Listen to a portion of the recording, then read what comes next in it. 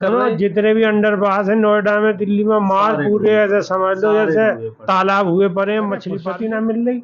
कभी तो छत चुचा रही है। उनके जो काबर वाले हमारे समझ रहे होंगे कि हर पार्टी के हर नेता अपने अपने तरीके से अपनी वोटों को सेट करने में आपने अपना पेट काट काट के बालक को पढ़ाया और लिखाया हो, ये कोशिश करी है कि बालक हमारे कामयाब होंगे, पेपर देंगे, सरकारी नौकरी लगेगी, ब्याह होगा, बढ़िया सी बटुआ सी बहू आवेगी, सगरे सपने धरे के धरे। नमस्कार, स्वागत है आपका हमारे स्टूडियो में और मैं आपके साथ हर बार की तरह सुष्मिता तिवारी। लेकिन आज जो शख्स हमारे साथ स्टूडियो में इस वक्त मौजूद है वो कोई पॉलिटिशियन नहीं है, कोई भी ऐसा शख्स नहीं है जो डेली चर्चाओं में आता हो, लेकिन एक ऐसा शख्स है जो अपनी बेबाकी के लिए ऑल ओवर इंडिया में जाना जाता है। और उनकी बेबाकी का आखिर क्या राज है, आज वो हमसे पूछेंगे। पहले मैं आपको बता दूं कि आखिरकार वो शख्स कौन है।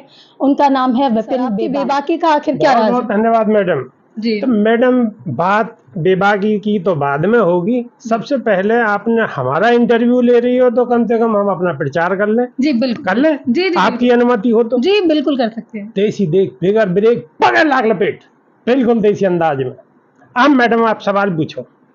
आपकी इसी बेबाकी के लिए आज हम आए हैं कि हम चर्चा सुनते हैं कि भाई साहब आपका जो तरीका है बेबाकी से हर मुद्दों को उठाने का, चाहे वो राजनीतिक हो या कूचे के हो, गलियारों के हो, गांव या ग्रामीण क्षेत्र के, लेकिन आप जो मुद्दा उठाते हैं वो बड़ी बेबाकी से उठाते हैं। तो आखिर क्या राज है इसके पीछे? देखो मैडम, राज क्या है? राज सीधा सीधा ये है कि अपनी बात बड़ी सरलता से अगर आप अपनी बात रखो। अब हम जो अपनी बात रखें वो हम अपनी ग्रामीण भाषा में रखें। जो ब्रज भाषा है हमारी यहाँ की, जो भाषा है वो है ब्रज भाषा।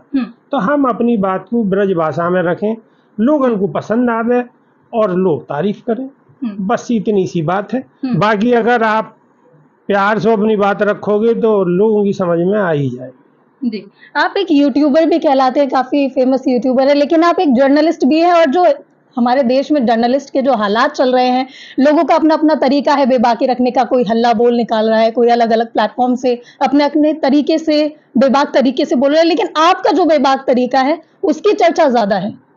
दरअसल में मैडम है क्या कि न्यूज आज की डेट में बन गए हैं व्यूज। मतलब हर आदमी को व्यूज चाहिए। अब व्यूज, खबर कैसी है कैसी नहीं है उसका सत्यापन ना करके बस एक भाग दौड़ है, घुड़चाल है जी। हर आदमी घुड़चाल में फंसा हुआ है कि बस सबसे आगे मैं, सबसे आगे मैं, और सबसे आगे मैं के चक्कर में आदमी कहीं ना कहीं अपनी दिशा को भूल जाता है। हम अपनी बात को बहुत सरलता से लोगों के सामने रखने की कोशिश करें अपनी देसी भाषा में, लोगों को वो पसंद आवे, और जब पसंद आवे तो हमारे व्यू भी बढ़ते हैं, हमारा जो नाम है नाम भी होता है। और आप भी शायद इसी वजह से हमारा इंटरव्यू करने आई हो। जी बिल्कुल बिल्कुल। मेरा यही एक सवाल है, क्योंकि हम जो है, हम लोग जो जर्नलिस्ट हैं, हम लोगों का एक तरीका रहा है, शुरू से प्रोफेशनल तरीका रहा है लोगों से इंट्रोड्यूस करने का, बात करने का, सवाल करने का। लेकिन जो आप एक तरीका लेके आए हैं एकदम ग्रामीण, आपकी जो भाषा है बहुत जमीनी स्तर को छूते हुए है, तो वो जो तरीका है उसकी चर्चा चारों ओर है।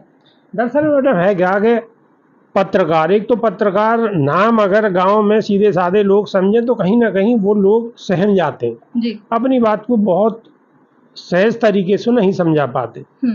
हम अपनी ग्रामीण भाषा में जो बात करते हैं, बात समझाने की कोशिश करते हैं, तो वो लोगों के दिल में कहीं ना कहीं जगह रहती है कि भाई कहीं ना कहीं अपना ही आदमी, कोई हमारे बीच का आदमी हमारी बात रख रहा, तो वो बात को और अच्छी तरह से समझने की कोशिश करें। सिर्फ ये ही राज है और कोई राज नहीं। अच्छा विपिन भाई, खैर ये तो हमारी आपस की बात रही, और कोई आज हम स्क्रिप्टेड बात नहीं करेंगे, बस सीधी सीधी बात करेंगे। पहली बात एक मैं आपसे ये करना चाहूंगी, राजनीति का जिक्र आजकल बहुत चल रहा है संसद भवन में। राहुल गांधी जो गूंज उनकी चल रही है वो तो सभी जानते हैं। पहले उन्हें इतना नहीं दहाड़ते देखा गया था, लेकिन अब 2024 में और 23 में वो कुछ ज्यादा ही उभर के आए हैं। लेकिन हाल ही में अब संसद भवन की जो गरिमा है वो पार की जा रही है। कभी जाति सूचक शब्द बोले जा रहे हैं, कभी नशेड़ी गंजेड़ी जैसे शब्द यूज किए जा रहे हैं विपक्ष के लिए, कभी गाली गलौज हो रही है और सारी हदें पार हो रही है। इस पर बेबाकी से आप क्या? मैं आपको बताऊं, सबसे पहले मैंने आपसे एक बात करी कि आजकल सिर्फ एक घुड़दौड़ है, वो मीडिया में ही ना, और राजनीति में भी है। राजनीति भी एक तरीके से दुकान है। अगर सच्चाई पे आओ तो राजनीति एक दुकान है। राजनीति में क्या चाहिए? लोगों को वोट चाहिए। वोट कैसे मिलेंगे? वोट मिलेंगे कहीं ना कहीं अपनी बात को बिल्कुल लोगों के जहन में या बात को दिखाने में कि बिल्कुल हम जो कह रहे हैं वो बिल्कुल सत्य है, बाकी जो और कह रहे हैं वो गलत है। आप समझने की कोशिश करो, और दर्शक हमारे समझ रहे होंगे कि हर पार्टी के हर नेता अपने अपने तरीके से अपनी वोटों को सेट करने में लगे हुए। अब सत्ता पक्ष भी विपक्ष भी। अब सत्ता पक्ष अगर पिछले 10 साल से लगातार लगे हुए हैं और जनता ने उन्हें ये स्वीकृति दी है कि तीसरी बार उन्होंने सरकार बनाई है, तो विपक्ष को भी मजबूती दी है, और विपक्ष भी मजबूत है, और विपक्ष आज मजबूत है तो विपक्ष अपनी मजबूती से अपनी बात रख रहा है, और लोग कहीं ना कहीं विपक्ष के साथ भी मजबूती के साथ खड़े नजर आ रहे हैं। तो ये अब स्थिति जो है अब है बराबर की टक्कर। जो जागू कह में है ना गांव में कि अब बिल्कुल धांसू बराबर की टक्कर, तो अब ये बराबर की टक्कर है, और ये टक्कर जनता के लिए फायदेमंद है, क्योंकि अब जो काम होंगे वो जनता के नहीं काम होंगे। खाली ऐसे नहीं है कि रात को 8 बजे आए और आके फरमान सुना दी। आप मेरी बात को समझ रहे होंगे मैं क्या कह रहा हूँ? बिल्कुल समझ रहे हैं। कि रात को 8 बजे आए और आके टेलीविजन पे बोल दियो कि बस जी, जैसे प्रधानमंत्री जी अक्सर करते हैं मन की बात, आप उस पर आप कोई मन की बात करो या दिल की बात करो, लेकिन बात जो कर रहे हैं अब खाली ऐसे नहीं है पावेगी, क्योंकि विपक्ष मजबूती के साथ खड़ो हुआ और विपक्ष को जवाब देना पड़ेगा। जनता जवाब के लिए तैयार बैठी है। अगर विपक्ष काम नहीं करेगा तो फिर जनता को जो विपक्ष है वो पत्ता भी साफ। तो अब मजबूती है, दोनों तरफ मजबूती है, बिल्कुल ऐसे करके।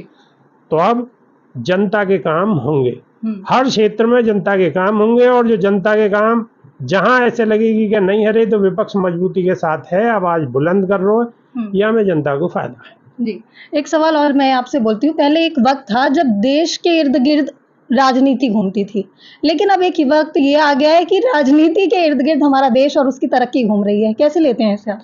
देखो, देश और जनता हमारे देश की क्या भोली भाली, दरअसल में लोग भोले भाले लोग हैं, और गुमराह बहुत जल्दी गुमराह हो जाए। जो सीधे लोग हैं भाई, जो कम पढ़े लिखे हैं, गांव के खेती किसानी कर रहे हैं, सीधे लोग हैं, और जल्दी आप उन्हें अगर अपने जाल में फंसाओगे तो कहीं ना कहीं भ्रमित है जान लोग, और कहीं ना कहीं राजनीति के लोग वह चीज को फायदा भी उठाने। अब मेरा मतलब ये नहीं है कि सत्ता पक्ष या विपक्ष, सत्ता में कोई ना कोई पार्टी रही है, विपक्ष में भी कोई ना कोई वही पार्टी रही है, तो कहीं ना कहीं हमें जो नुकसान रहे वो जनता को ही रहो। अगर फायदे में रहो तो आज तक बिजनेसमैन ही फायदे में रहो, नौकरी पेशा भी कोई फायदे में नहीं है, वो भी अपने बस दिन के गुजारे ही कर रहे हैं, जैसे तैसे करके सब चीज किस्त पे है, बस कार्ड ही स्वैप करवाने में लगे हुए हैं, और वो भी परेशान है। और जो किसान है, किसान की तो स्थिति आपको मालूम है। किसान तो भगवान के नाम पे खेत में बीज डालियावे के जा ऊपर वाले अब तेरी मर्जी है, मैंने तो अपना काम कर दियो तो देनो हो तो दे दियो, नहीं मैं तो अपना काम करके चलो।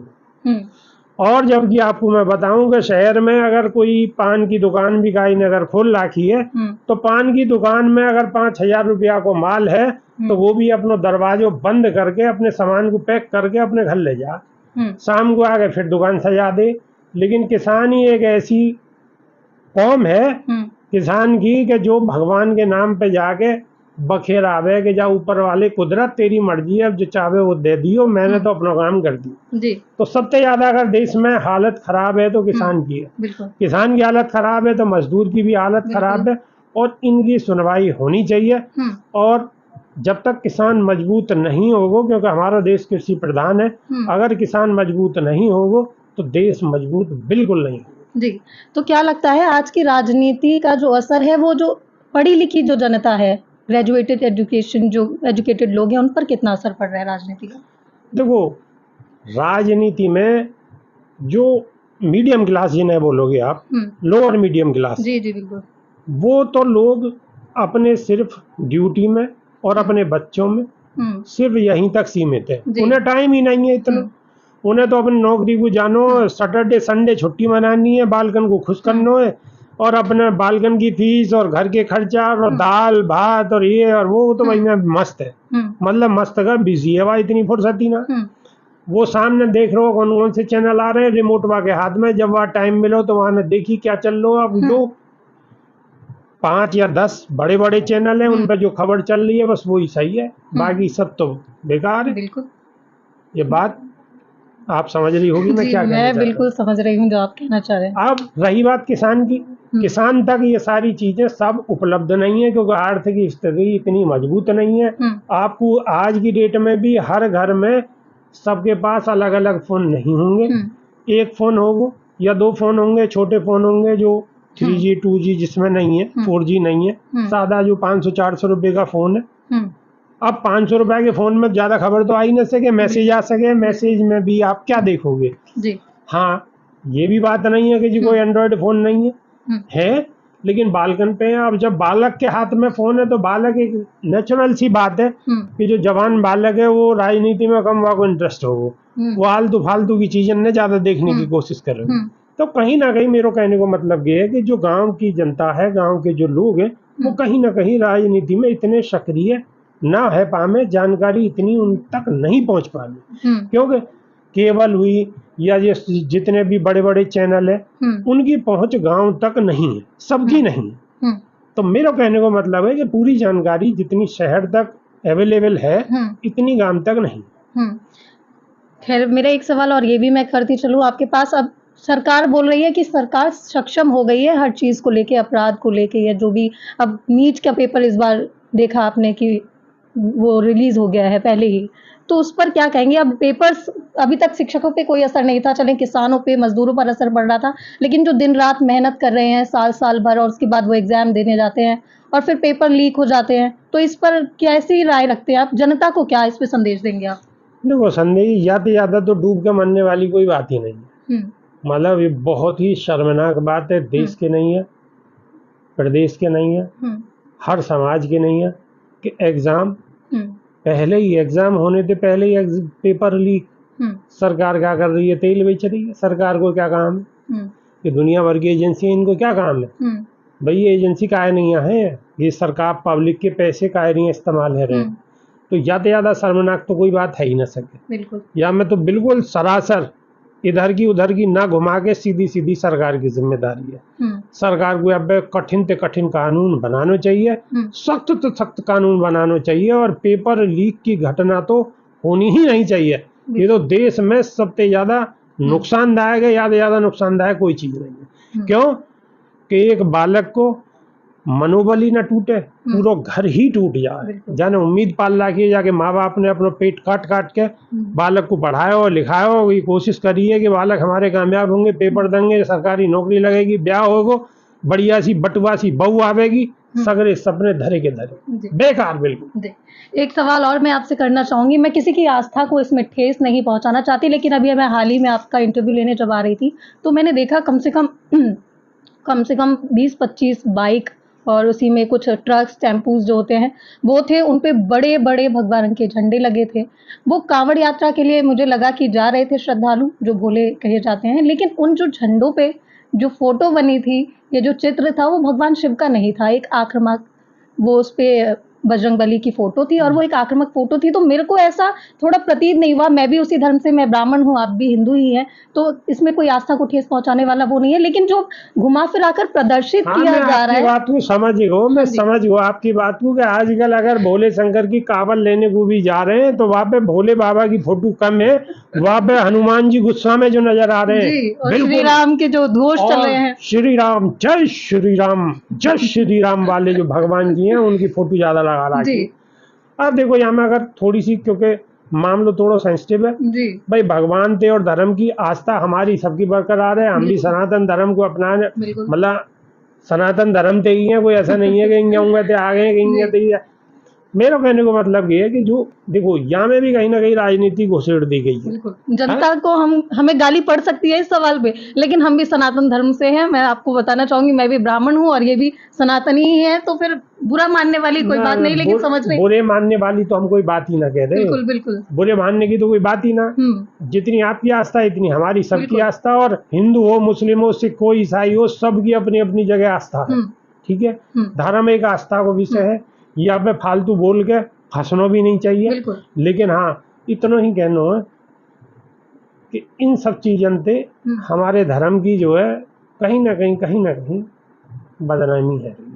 बिल्कुल, मैं वही, मेरा कहना ही है कि झंडे से शिव जी जो है, जिनका एक बड़ा नाम है शिव भगवान का, तो उनका चित्र हटता जा रहा है और जय श्री राम और बजरंगबली का आता जा रहा है। बहुत अच्छी बात है, उनका भी चित्र, उनका भी। महोदया मैं क्या बताऊं आपको, आजकल तो डीजे चल रहे हैं बहुत बड़े बड़े, कई करोड़ के डीजे। बिल्कुल। और मार इतने बड़े बड़े स्पीकर के अगर आप ऐसे ही कानन पे चले जाओ तो बहरे हो जाओगे, कानन में भी खो बैठोगे, डॉक्टर को पैसा देने पड़ेंगे, इलाज चेक करवाने पड़ेगा कई महीना, ऐसी स्थिति है।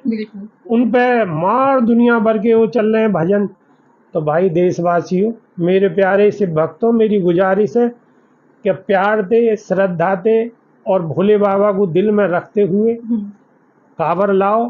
पवित्र काम कर रहे हो, अच्छो काम कर रहे हो, और तन्नक हल्ला गुल्ला और ऐसी वैसी चीजें से बच के रहो, याते हमारा ही सबको नुकसान है। तो मेरी दरख्वास्त है आपके चैनल के माध्यम से, बिल्कुल। तो सबको बहुत सोच समझ के अपने घर परिवार खानदान सबको ध्यान में रखते हुए और अपने इज्जत मान सम्मान से कावर लाओ और भोले बाबा पे जल चढ़ाओ और कछु बाबा से मांगने की कोशिश करो, शिक्षा मांगने की कोशिश करो, नौकरी मांगने की कोशिश करो, क्योंकि सरकार तो जैसे दे रही है आपको मालूम ही है, लेकिन कम से कम भोले बाबा से ही मांग लो सच्चे दिल से, तो ऐसे कहे भोले बाबा दे दे नौकरी है। बात को मेरी को समझ रहे होगे, पर तन्नक प्यार दे, क्योंकि बात बहुत खराब है रही है हिंगे उंगे की बातन पे, इतनी सी गलत हो और इतनी बन जा, तो अपनो इज्जत मान सम्मान को रखते हुए और प्यार दे कावल लाओ और प्यार दे भोले बाबा को जल चढ़ाओ और अपनी मन मुराद को पूरी करो।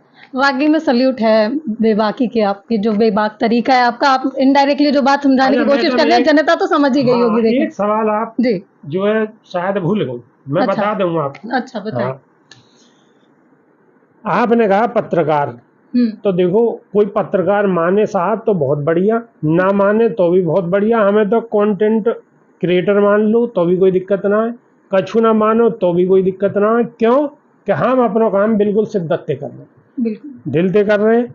और एक बुजुर्गन की कहावत है कि अगर कोई काम दिल से करो तो खराब आंख में भी आंसू आ जाए। बिल्कुल मेरी बात को समझ गए। बस मैंने इतनी बात करनी। आपको कोई और सवाल है तो आप? हाँ तो बिल्कुल, एक सवाल और आखिरी सवाल इस यहाँ पे मैं विराम करूंगी। ये आखिरी सवाल ये है कि अब विपक्ष भी मजबूत हो गया है और सत्ता में जो सरकार थी वो तो मजबूत है ही, तो अब देश की राजनीति किस ओर जा रही है, इस पर जरा थोड़ा बेबाकी से आप बताएं मुझे। नहीं, वो सब अपनी अपनी कोशिश कर रहे हैं, सत्ता पक्ष बचाने की कोशिश कर रहे हो कि बरकरार 5 साल तक इज्जत और मान सम्मान के दायरे में चलती रहे, और जो इज्जत हवा बाकायदा बन रही देश दुनिया में ऐसे ही बनती रहे। और विपक्ष सिर्फ या चक्कर में, जैसे बस में आपने देखी होगी ना कि सावधानी हटी और दुर्घटना घटी, तो तन्नक से भी सावधानी हटी तो दुर्घटना घटी, तो घटने की भी तैयारी पूरी है। सावधानी बस जैसे ही हटी और दुर्घटना घटी जाएगी। मैं समझ सकती हूँ, शायद आप सरकार गिरने की बात कर रहे हैं ना साहब, देखो सरकार तो बड़े बड़े लोग हैं, कौन गिरावे कौन बनावे ये तो बस बड़े लोग ही जान सके, लेकिन अपनी अपनी कोशिश में तो सब कोई कमी करेगा ना साहब, अपनी अपनी कोशिश तो सब बरकरार जारी रखे हुए होंगे।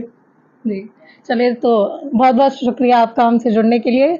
जी बहुत बहुत धन्यवाद, दर्शकों को भी बहुत बहुत धन्यवाद। और हाँ, जाते जाते देसी देख बेगर ब्रेक बगैर लाग लपेट, बिल्कुल देसी अंदाज में। धन्यवाद जी, धन्यवाद। तो ये थे हमारे साथ विपिन बेबाक, जिन्होंने हर मुद्दे पे वाकई में बड़े ही बेबाक तरीके से अपनी बात रखी है और जनता को भी काफी प्रोत्साहित किया है। वो भी चाहे तो इनकी तरह बेबाकी से सरकार से सवाल कर सकते हैं, जैसे हम लोग भी कोशिश करते हैं। खैर जनता में उतना सक्षम नहीं है, लेकिन हमारा सपोर्ट उनको है। और आज के जो जर्नलिस्ट हैं उनमें भी इतनी बेबाकी नहीं है, लेकिन एक जर्नलिस्ट उन्हें हम बोल सकते हैं, या कंटेंट क्रिएटर हम बोले, जैसा कि उन्होंने बोला था एक यूट्यूबर, हर तरीके से उन्होंने बेबाकी से जनता के मुद्दों को सरकार से लगातार वो उठा रहे हैं। आपको कैसा लगा ये कंटेंट ज़रूर कमेंट करें और लाइक और सब्सक्राइब करना ना भूलें। नमस्कार।